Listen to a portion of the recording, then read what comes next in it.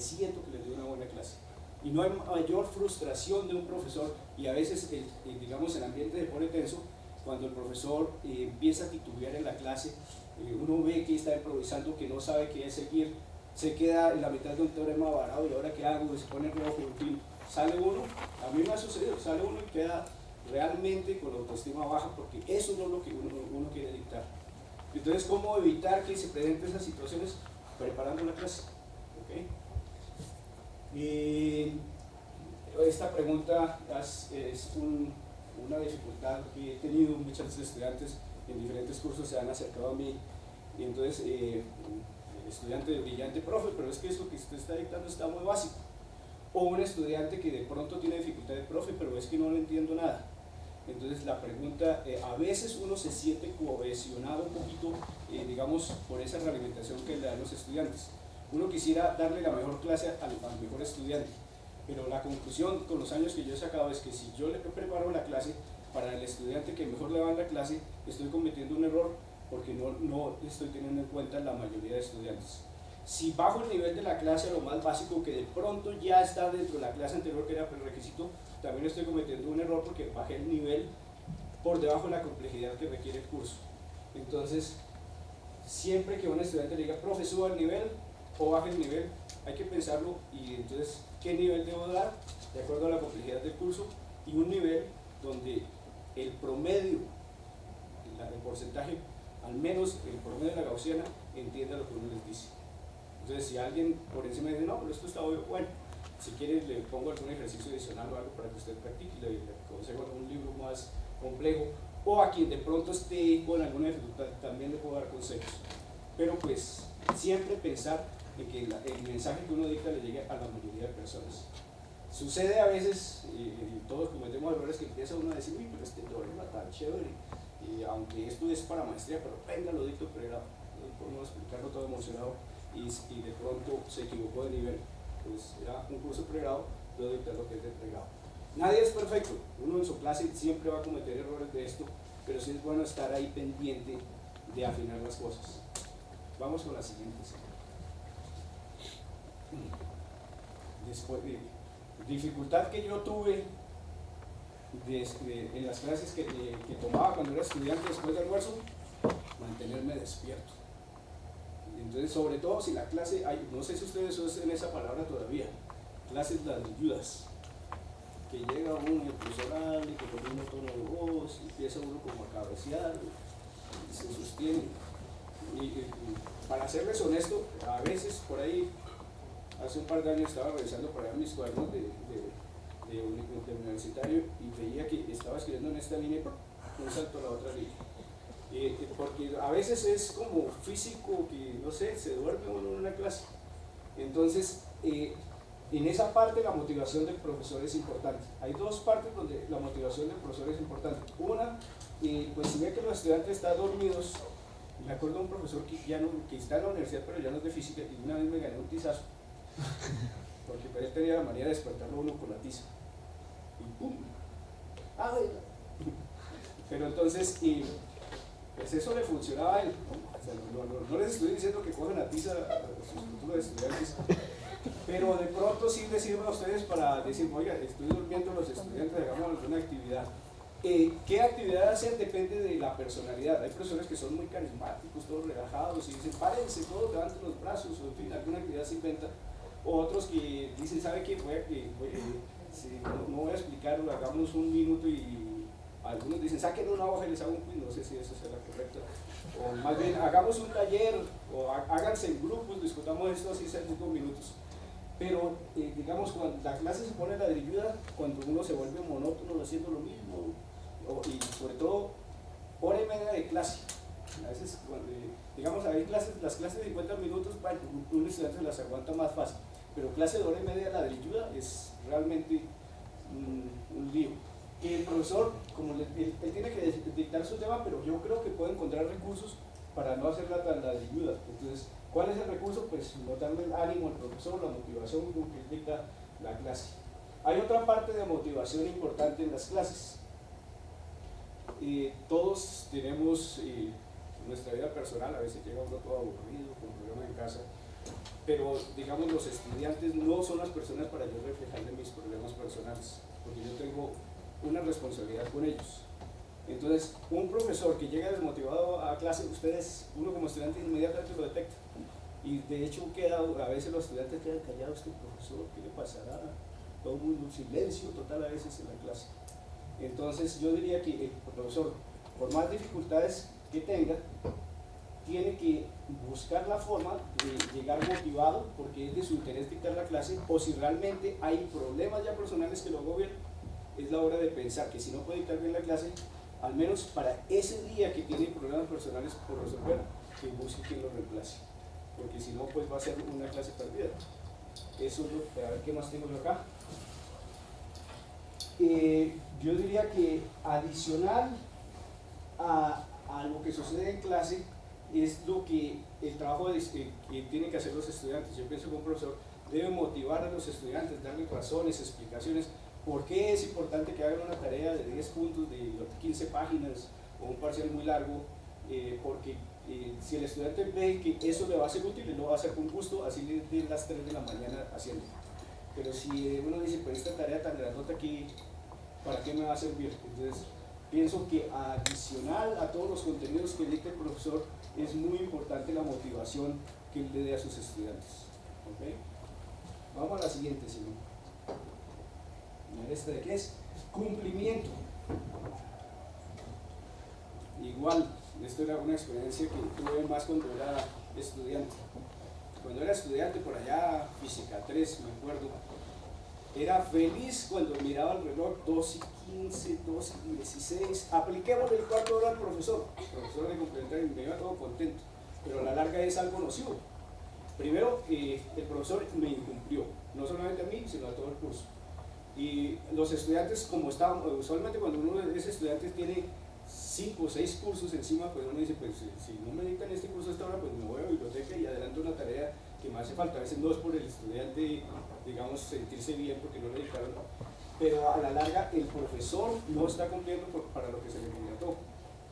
Entonces el cumplimiento, yo sé que todos entendemos que un profesor llegue 5 minutos tarde de una clase, pero si todas las clases pierde 5 minutos, entonces, y va a dictar 30 clases o 28 clases, entonces multipliquen 5 minutos por las 30 clases, son 150 minutos. Entonces ya se volvió a perder, digamos, una buena, o sea, aprovechar el tiempo del contenido. Entonces, yo diría que un profesor que llegue 10 minutos a clase una vez, pues no hay problema, o de pronto por allá después de repetir otra vez, pero si lo hace a menudo, es importante que los estudiantes se lo hagan saber, profe, mire, es que nos atrasamos y usted no empieza a tiempo. Aquí más que hay. Prácticas para volver por parte de un profesor. Entonces, este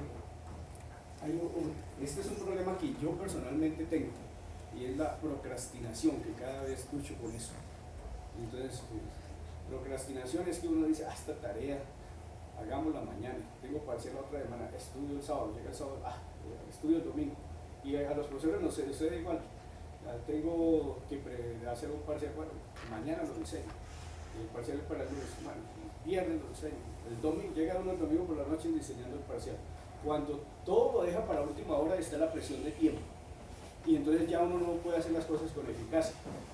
Entonces procrastinar, tanto en profesores como estudiantes, el peor error. Me acuerdo yo algunas veces como estudiante por estar procrastinando, estudiando por allá hasta las 2 de la mañana, diciendo a mi hermano que me llame a las 4 de la mañana para estudiar para el parcial de las 10 de la mañana. Llega uno destrozado. Entonces, y eso lo saben ustedes, algunos de pronto les ha ocurrido.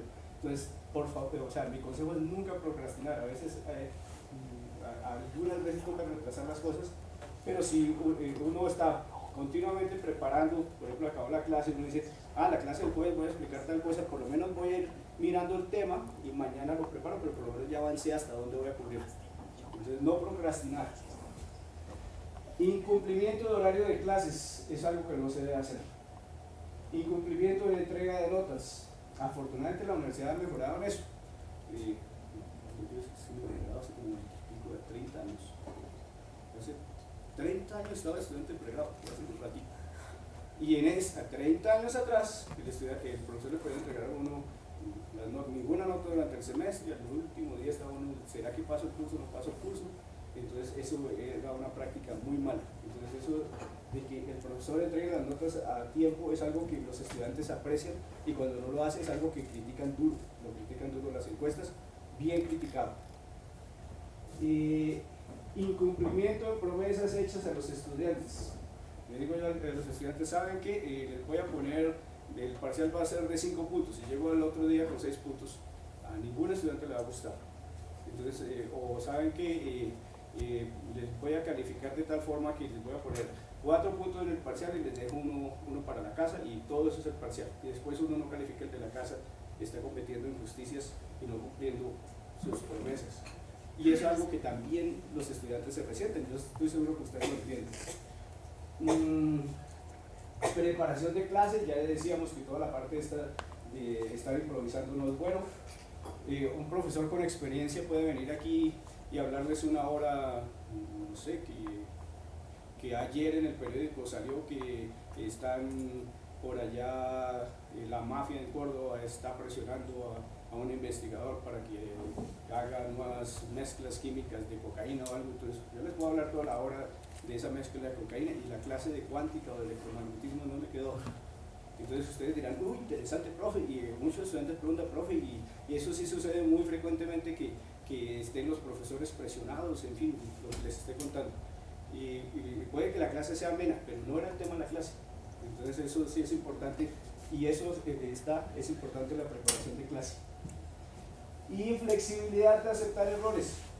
Entonces yo creo que si los estudiantes, un estudiante le dice a uno lo piensa, pero si 2 o 3 estudiantes le dicen a uno lo mismo, que fíjese profesor que aquí hay esta cosa como que nos quedó esta duda, el profesor dice, estos estudiantes yo no les voy a poner cuidado, a esta siendo flexible. Bueno, y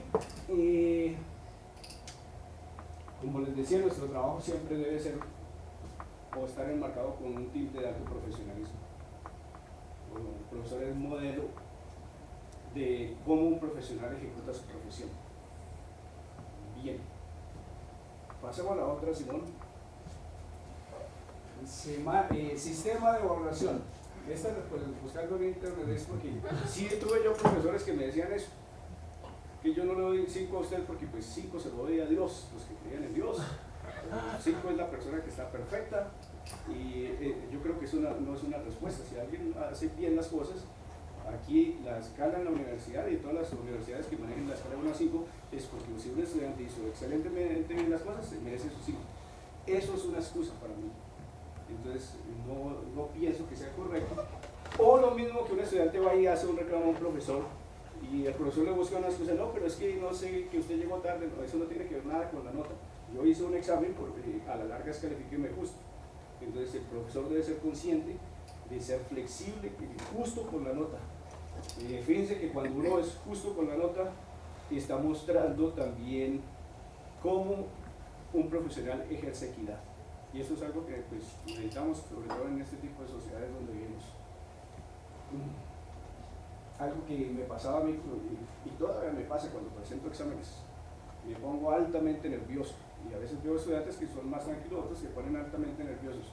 Entonces lo que más detestaba, yo no lo aplico, no estoy diciendo que sea mala práctica, pero lo que más detestaba es que estaba uno escuchando al profesor y siguiente segundo, saquen una hoja. Entonces los quizzes estos como si sin anunciar, eso era un desastre, que era más la adrenalina y salía uno cansado y como que no es que ganara mucho.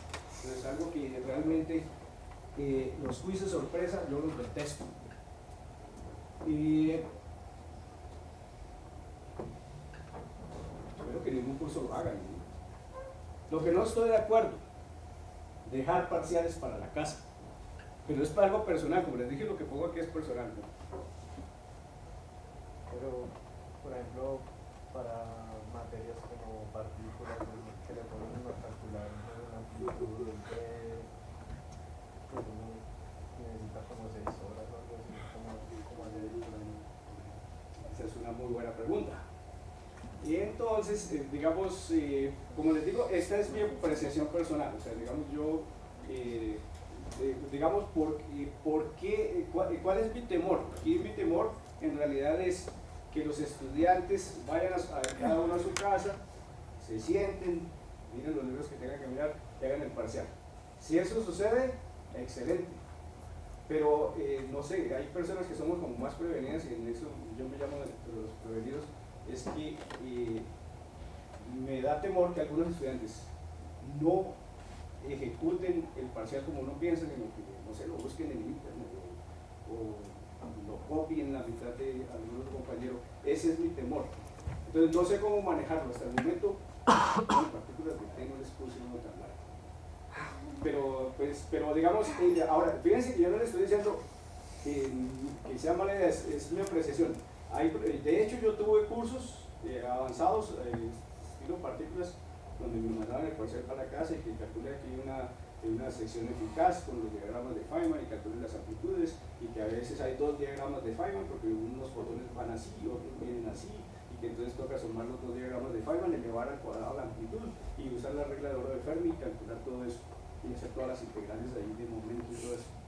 Y eso es largo, eso no da para una hora, pues estoy de acuerdo. Entonces, ahí es cuestión de estilo. Entonces,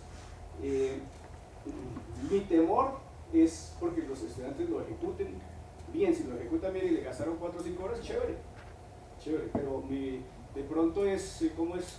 Hay personas que nos volvemos paranoicas. Entonces es eso. Pero digamos, por ejemplo, eso es un defecto mío, que no me gusta dejar parciales para la casa, pero no significa que sea una mala práctica. Profe, pero esas cosas no se pueden, o sea, pues yo veo que hay muchos departamentos en los que aplican ese tipo de metodologías y a veces esas cosas que usted menciona suceden por dos motivos, o porque de pronto las instrucciones del profesor no son claras, es decir, que es trabajo individual de usted cuando usted mismo intente hacer la reflexión, porque así sea para la casa le estoy evaluando, al menos que coja bien el libro y sepa buscar y sepa, haya entendido más o menos bien eso. Eso es buen punto. Y que vayan y pues busquen de pronto, si uno busca la asesoría de pronto de un compañero, pero simplemente sea una pregunta como una pregunta, algo puntual, de acuerdo, sí. Y aparte también está restringido como por el reglamento de estudiantes de la universidad, ¿no? Porque es muy evidente cuando alguien se ha copiado, y si el profesor de verdad quiere hacer como, pues yo digo, para evitar la paranoia, de verdad si pasan esas cosas, porque pasan mucho en esta universidad, pues decirle como, oiga, usted porque hizo, o sea,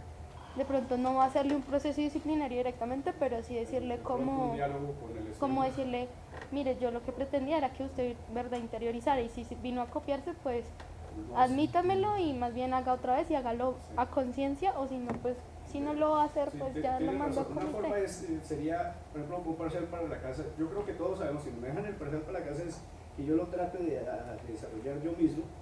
Y si de pronto ya estoy tomando más ayudas, obviamente que lo posible para la casa es porque puedo usar toda la cantidad de libros que tenga a mi disposición, ¿no? Y pueda preguntarle a otra persona, alguna duda. Eso está muy bien, pero tal vez, voy a ver si lo intento, entonces así, tal vez una firma de compromiso. Diga, me llevo el parcial para la casa, sí, pero lo voy a ejecutar por mí mismo, que haya como esa conciencia del estudiante. Yo creo que ahí también es una buena práctica cuando ya uno está en cursos más avanzados, sí, que los estudiantes mucho más maduros. Más maduros, Sí. Y todos se van a copiar. Sí, tienes razón. Usualmente en cursos avanzados toca pensar en esa posibilidad. Y hay otra cosa, que los cursos avanzados generalmente son más poquita gente, entonces es muy fácil Comparar dos tareas y sí. Ahí pues, por lo menos en esta universidad, hay que ser implacable con la copia, o sea, si se copiaron, Claro. que tomen, pues porque se supone que es un compromiso Claro. del profesor. O sea, no hacer esas, hay cursos que requieren, me parece a mí que requieren que los parciales sean en la casa, porque cualquier proceso que sea al nivel del curso Ya no es muy largo. es muy largo, entonces no hacer esos parciales es premiar a la gente deshonesta, porque les están diciendo, tengo que tratarlo como un niño, entonces le va a poner un problema que no está al nivel de la clase. Y tienen razón ustedes, porque gracias por la reglamentación, porque de pronto cuando un profesor piensa así como yo les comentaba, comete un error, que está castigando a todo el curso por tratar de corregir la acción de a veces un estudiante o un par de estudiantes. Si hay 20 estudiantes en el curso, ¿por qué no darle la posibilidad a todos los estudiantes? Entonces, de acuerdo, algo se puede hacer por mejorar, me convencieron. Sigamos. Ya que es tan rápido. Ejemplo de equidad, ética y profesionalismo, pues ya lo dijimos. Pues, esta sí me parece chévere. Pienso que, digamos, los cursos y el conocimiento es dinámico. Si uno mira un curso, pues las ecuaciones de Maxwell se escribieron hace ya más de un siglo, 2 siglos, como siglo y medio, ¿no? 1869. Pero entonces la pregunta es, yo no me puedo quedar. Algo que odiaba de algunos profesores es que llegaban con su hojita amarilla y no sé, esta hojita tiene más de 10 años de haber sido escrita. O sea, no hay nombres porque probablemente no me estoy refiriendo a la misma persona. Yo creo que en los Andes no sucede, pero uno dice, pues no preparó, no miró un libro más reciente, a ver si hay un ejemplo o algo. Entonces, sí es importante, quien se atreve a enseñar nunca debe dejar de aprender. Y algo chévere que uno recibe como profesor es que, digamos, la satisfacción de dictar una buena clase y adicionalmente, como les digo, el profesor no tiene por qué sabérselo todo, pero cuando el profesor tiene dificultad explicando algo es porque no lo entiende. Entonces, indaga, empieza a leer, escribir en hojas, hacer ejemplos, y cuando lo entiende no solamente le queda la satisfacción de lo que lo explicó, sino que aprendió algo más que va a servir a él. Entonces, usualmente, algunos colegas, dialogando con ellos, dicen, yo realmente aprendí física estadística o cuántica o teoría cuántica de campos cuando dicté el curso, porque ahí empecé a mirar en detalle cosas que antes como estudiante las había saltado muy rápido. Entonces eso realmente es cierto. Y the art of teaching is the art of assistant discovery, porque a veces es chévere ver a un estudiante cuando por decir algo, mecánica clásica, le explica a uno las ecuaciones de Euler-Lagrange. Dice, me hubieran explicado esto en física 1. Entonces chévere uno de ver esa motivación del estudiante y uno es el que la provoca. Entonces, chévere, por ejemplo, cuando uno le enseña al estudiante segunda cuantización, que el campo electromagnético está cuantizado y que los fotones se pueden representar por operadores de destrucción y creación, y digamos esa matemática que es tan formal, a la larga tiene una esencia que explica los campos electromagnéticos. Es tan chévere que cuando los estudiantes lo ven también lo sienten así. Entonces es como darle al estudiante un descubrimiento por él porque no lo había visto antes. Entonces eso también es importante. Avancemos porque yo pensé que bueno, ya con esta, ser autocrítico con su propio trabajo. Y entonces les voy a dar un ejemplo rápido de esto. A mí me ha sucedido con estudiantes, voy a poner el ejemplo de un estudiante. Tengo un curso donde el promedio del parcial es 70. Un estudiante saca en el primer parcial 40. Voy, segundo parcial, promedio 75. El estudiante saca 50. Y entonces le preguntan al estudiante, ¿por qué le fue tan mal? La respuesta del estudiante es que el profesor lo explica bien. Entonces pienso que él está buscando excusas de por qué de pronto no estudió lo suficiente, porque el promedio del curso está demostrando que el parcial era razonable y que se podía ejecutar hasta cierto punto. Lo mismo le sucede al profesor, y esto de pronto, pues duré 4 años como director, me sucedía que llamaba a algún profesor, profe, oiga, le pusieron en una encuesta 3. Entonces, porque decía, es que los estudiantes no ponen atención, se la pasan hablando en clase, en fin. Y me quedaba yo mirando, le decía, me preocupaba esa respuesta. Lo mismo que me preocupa la respuesta de un estudiante que pierde 2 o 3 parciales y le echa la culpa al profesor. Entonces, a veces yo le he dicho al estudiante o al profesor, ¿usted se ha mirado a sí mismo? Se ha puesto un espejo y no se ha preguntado de pronto, es que no estoy explicando bien o que puse un parcial muy complicado. A veces hizo bien las cosas, pero algo, si hay una mala encuesta, pienso que es porque algo no funcionó bien en el curso, el ambiente, las notas, alguna explicación, las llegadas tarde, algo. Entonces yo creo que la autocrítica es importante. Entonces, no solamente como profesor, en todo lo que uno hace, a veces hay críticas que le hacen a uno y uno dice, sí, esto está fuera de lugar, pero hay otras que antes de dar una respuesta, tomémonos un espejo y miremos, ¿será que esto sí es cierto que puedo mejorar un poco? Entonces, cuando yo soy autocrítico conmigo mismo, tengo chance para mejorar. Pero cuando todas las dificultades que tengo y las falencias que tengo, busco excusa para decir por qué las tengo, es porque no tengo interés de mejorar. Entonces pienso que la autocrítica es importante. Bien, vamos, Simón, por favor.